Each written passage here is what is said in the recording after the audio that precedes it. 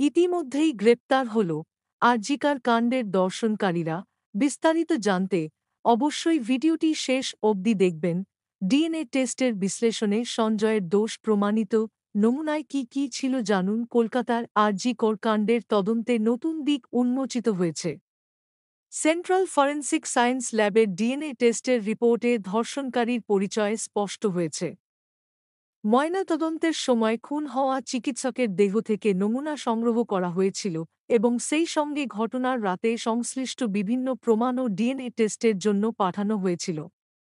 DNA টেস্টের জন্য যেসব নমুনা সংগ্রহ করা হয়েছিল সেগুলোর মধ্যে ছিল খুন হওয়া চিকিৎসকের দেহ থেকে সংগৃহীত নমুনা, ধৃত সিভিক ভলান্টিয়ারের পোশাক, সেমিনার রুমের নীল রঙের বিছানার চাদর, লাল রঙের দুটি কম্বল এবং ঘটনাস্থল থেকে বাজেয়াপ্ত হওয়া একগুচ্ছ চুলের নমুনা।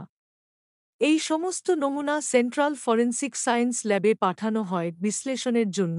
ল্যাবের বিজ্ঞানীরা বিশ্লেষণ করে নিশ্চিত করেছেন যে সঞ্জয় রায় ধর্ষণের সাথে জড়িত। সঞ্জয়ের দেহ থেকে সংগ্রহ করা নমুনার সাথে ধর্ষিতার দেহে পাওয়া নমুনার সঙ্গতি মিলেছে, যা তার অপরাধকে প্রমাণ করে।